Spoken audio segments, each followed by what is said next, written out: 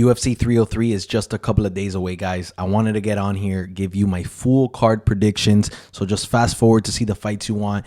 It's going to be a little interesting. My main card has quite a few dogs. We did okay last week, but either way, here we are. I'm the MMA Casual. I talk everything UFC and combat sports. Let's get right to it, guys. I'm starting off with the early prelims. I want to talk about Ricky Simon versus Vinicius Oliveira. Vinicius plus 180 underdog. Yes, Ricky Simon coming off of 2 losses up against a very aggressive Vinicius Oliveira.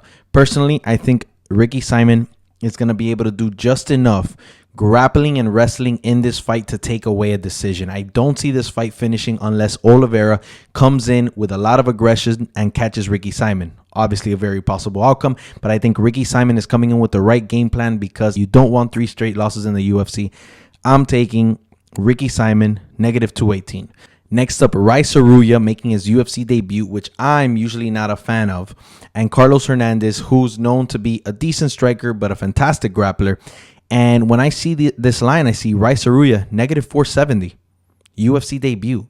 Like, what in the world? But this is a guy who has a lot of hype around him. I'm almost full confidence that this kid is going to take it. I mean, very aggressive, great cardio. He's out here in the regional scene slamming people, bringing in some funky submissions off of weird positions. I think he's going to take it. I think he walks in there and we see a potential early sub. I'm not going to go within the distance. I'll just take money line. Again, I don't like betting on these crazy odds. Negative 470. I mean, the value is whatever, but I do have him winning this fight. Next up, Andrei Arlovski, which I'm putting up all the tail of the tapes next to me. Andrei Arlovski versus Martin Buday. Guys, actually, a lot of people have told me I look like Martin Buday. I don't know. It is what it is. But Andrei Arlovski, guys, 45 years old. A glass chin. I mean, this guy was the first real glass chin we saw in the UFC. Tons of experience. I mean, 34 and 23. 50 pro fights. Over 50 pro fights. It's absolutely bananas. But, guys, in the last 10 years, we've seen this guy get laid out quite a few times. To me, he has nothing with this up-and-coming Martin Buday, who's proven himself time and time again. He's coming off a knockout loss, but I think he's going to be the aggressor here, and I think he's just going to catch Andrei Arlovski. I'm not siding with a 45-year-old here. I know he's a heavyweight. I know there's a lot of experience, a true UFC legend. I don't like it. I don't like the age thing. It matters. USADA's not here anymore. Maybe we get a little bit of help, but there's no way to train your chin. There's no way to get that thing back, and he's proven time and time again it's not there. I'm taking Martin Buday there, and I like within the distance. Next up, Michelle Waterson Gomez, Jillian Robertson. Another individual, another fighter who's been around the game for a long time. Michelle Waterson, 18 and 12. Jillian Robertson, 13 and 8. Not the most fantastic lineup here, but we're getting a lot of experience for someone who's very well-rounded against Jillian Robertson, which in my opinion, sub or go home. I mean, we need Jillian to walk in there, walk her down, take down Michelle Waterson down, find the sub. I ultimately think this is going to be a fairly boring fight. I think Michelle Waterson is going to be trying some funky stuff. Again, trying to make this a striking battle. I think that's not what it's going to be. I like the favor here. Jillian Robertson, negative 175. I think we're finding a sub. Again, I don't like the whole age thing. And not only that, this is a female. 38 years old. I mean, this is an unforgiving sport. One that doesn't favor the older folk in the sport, and especially a 38-year-old female. I just do not like it. It is not the right play, in my opinion. Let me know what you think below. All right, and I know there's been 4 straight favorites, and I mean, I always tell people, don't call me a casual because I'm going for favorites. I mean, I'm going with who I think is going to win the fight, but it gets a lot better now. Next up, Peyton Talbot versus Yanis Gamori. Guys, Peyton Talbot, Dana White Contender Series, funky, creative, young, up-and-comer, reminds me a lot of Sean O'Malley in the sense of he has his own style, his own swagger, but this kid is an all-around killer. I think he's a serious contender. Yanis Gamori, I think this is a complete setup. I think Peyton Talbot at this point in time and moving forward is just going to be built by the UFC. I think this is a perfect example of it. Negative 1,600. When I say negative 1,600 favorite, what I'm telling you is stay away from Peyton Talbot. I love it. I think he's going to win. That is my prediction. But there's no reason to put that kind of risk in any parlay, in any bet. Like, to win $100, you need to put down $1,600. That's not worth it. Because, again, this is fighting. Anything could happen. I don't trust that type of play. Anyway, I'm here for my prediction, not telling you how to gamble. But Peyton Talbot, he's going to beat Giannis Gamori. In my opinion, this kid's up and coming, just great all around. Still some room for improvement, but Giannis Gamori, just slow pace. I don't think he has enough output for this guy. I think he's, trying to wait for his counters, just letting the fight come to him. I think that's a terrible idea. I think Peyton Talbot is going to come to him, be aggressive, and just chew him apart. He is going to, did I say chew him apart? Tear him apart, chew him up, spit him out, whatever. I think this is an all-out just mauling. We're going to see him maul that individual. Charles Jordane versus John Silva. My first dog of the night. John Silva coming in as a plus 100 underdog. That's my prediction. Charles Jordane negative 120. I'll be honest. Both very good strikers. Both very creative. Charles Jordane funky in there, and I think he's going to want to strike with John Silva, and I just don't think that's the right move here. I think his game plan needs to be the takedown. I think he needs to be all up in John Silva's face. I don't think he should be keeping the distance with him because I think that John Silva is going to get the better out of the exchanges. I think he needs to be all up in his face, pressure Silva, find the way to the ground. That's how you're winning this fight. In my opinion, that's not going to happen. I don't think that's Charles Jordane's game plan. I think he's going to want to strike with John Silva, and what we're seeing is a lot of potential for dangerous results for Charles Jordane. I think John Silva can potentially lay out Charles Jordane again. Really good striking. I think this could be one of the best fights of the night, but I'm going John Silva, taking the underdog pick there. Next up, Cub Swanson versus Andre Fili. Cub Swanson, I mean, that's a veteran right there. That is a real veteran. Age 40, fighting Andre Touchy Fili, another vet in the sport, believe it or not. Age 33, but he's been around for some time. 34 fights. Here's my problem. When I think Cub Swanson, I think of that grit. I think of just like a warrior, someone who's going to keep coming at you. You got to shoot the guy basically to stop him. Andre Fili, I think he's the technician here. I think he has that swaggy little fight style that makes people really uncomfortable, a really uncomfortable pace. But Andre Fili has had some issues with his chin, and that's what makes me worried against Cub Swanson. If you're telling me who's going to have the better fight, I think Andre Fili does. But the problem is, when we're getting down to the third round, when we're there, Andre Fili maybe feels the cardio a little. Once Cub Swanson gets into the pocket, they go for some exchanges. Can Andre Fili take that? I don't know. I'm going Andre Fili. He's the negative 225 favorite, but I got to be honest with you. I'm so worried about his chin against Cub Swanson, such a durable and rugged dude trying to fight. He fights ugly. He's in there. He's a warrior.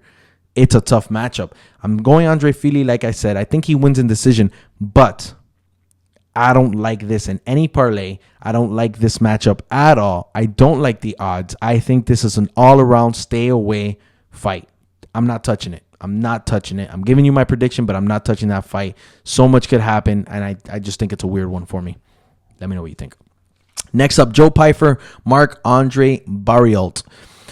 Joe Pyfer, fighting Hermanson, takes a tough loss. To be honest with you, he's the favorite here, negative 285. And then Mark's a plus 230 underdog. I think the problem here is that Mark absorbs too many punches. High volume fighter, very high volume, throws a lot more than Pyfer, but he absorbs just as much as he throws, and that's an issue for me. Joe Pyfer's a problem. Very powerful guy. Of course, we saw Hermanson get the best of him. If Marc-Andre is fighting against him, is trying to strike with him, Joe Pyfer is going to find that finish. And I think this is a perfect setup for him.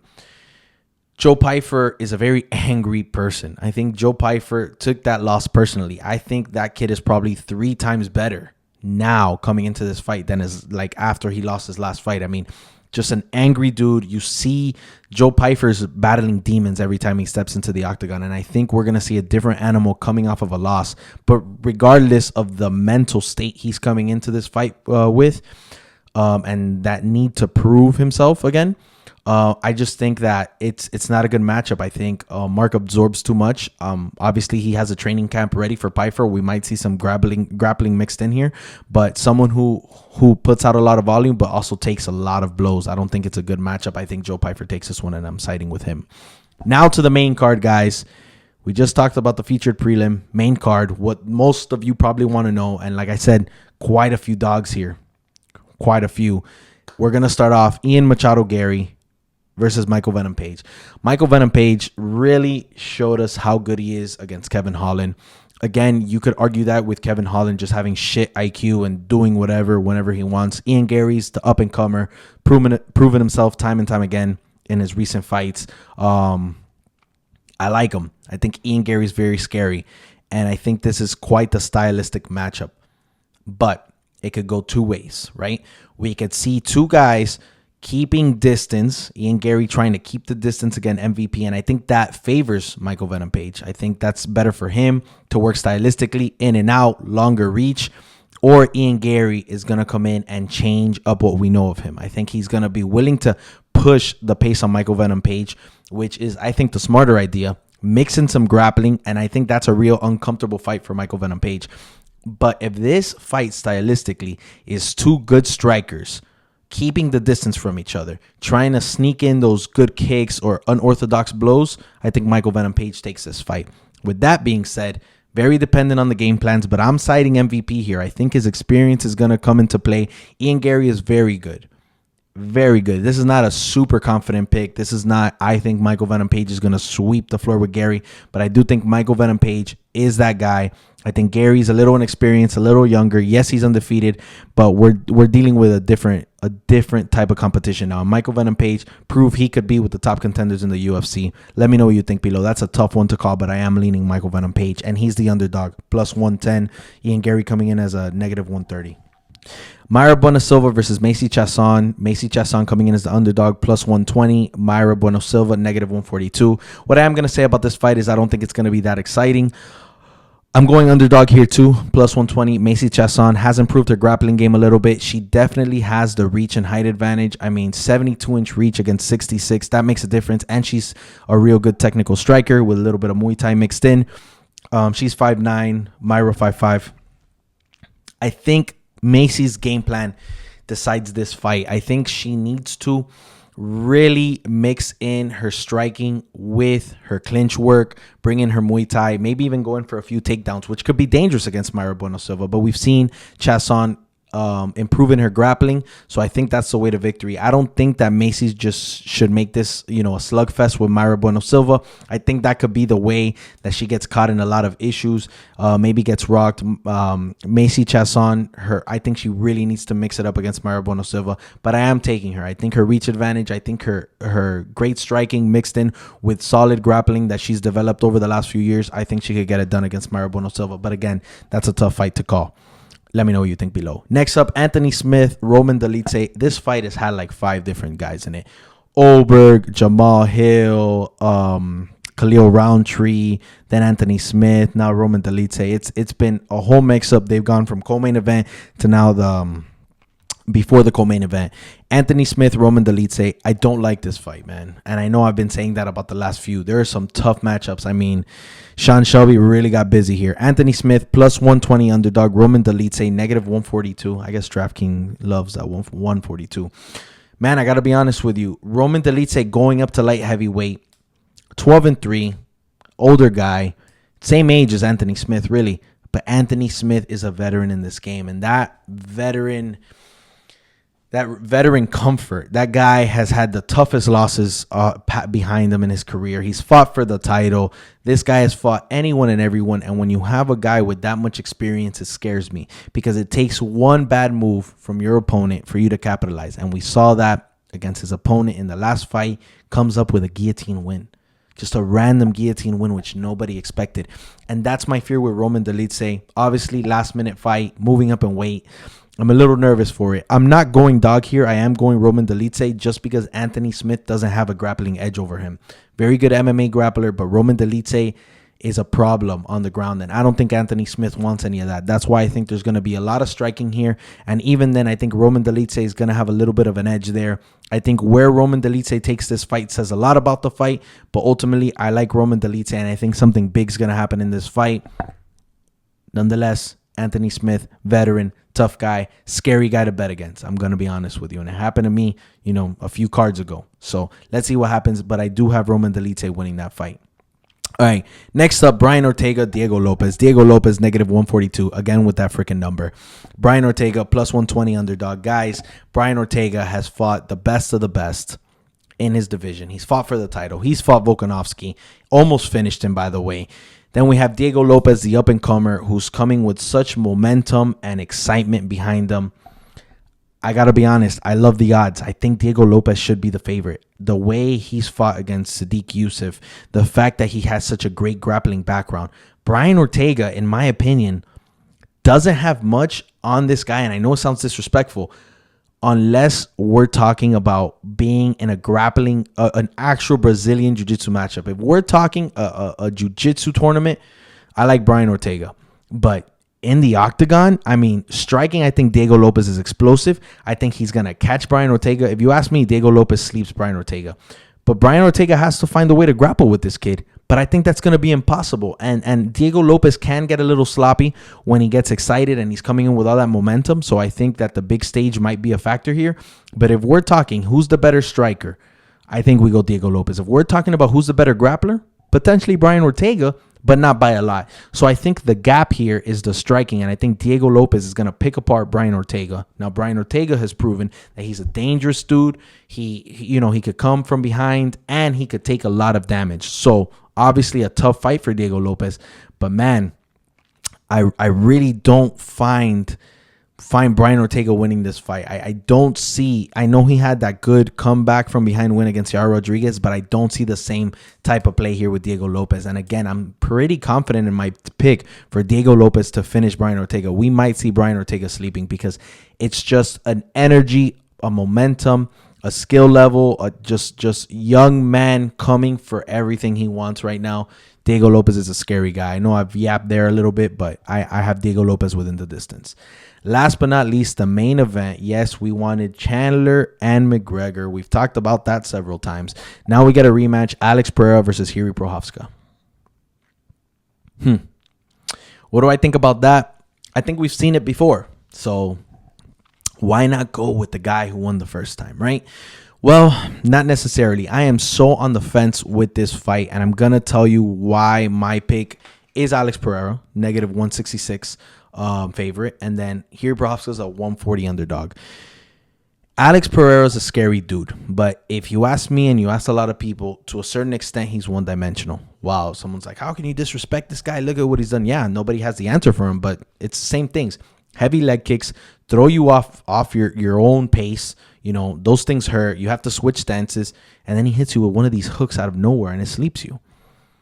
Only one guy's tried to grapple with him. Jiri Prochazka has fought this gentleman, so he knows what to expect. Is he going to bring in grappling? I don't know if Jiri's grappling is good enough to say, hey, I'm going to just take down Alex Pereira and toy with him. No. So I think he's going to go back to striking with him. And what turns me away from Jiri Prochazka is he's this unorthodox guy, huge, but that's my problem. He's too unorthodox for me. He's a very risky fighter. Even his last fight against Ratchik, he was losing that fight, just taking a lot of damage, a lot of blows that Ratchik landed on him. If it was Pereira, they would have slept him. And he doesn't change his fight style. He comes in unorthodox. His hands are low. A lot of crazy head movement, but it didn't work against Alex Pereira the first time. And I think we're going to see the same exact matchup. I think we're going to chop his legs. Maybe here we start checking him a little more. But even then, he has this really wide stance. He gets thrown off. Now he has to switch. He's coming forward a lot. Jiri Prochazka likes to be aggressive. And you're just like almost coming in to the Cobra's freaking range, waiting for him to strike at you. And a part of me is really leaning Jiri just because if he changes the game plan, I think this fight could go a different way if he really incorporates grappling.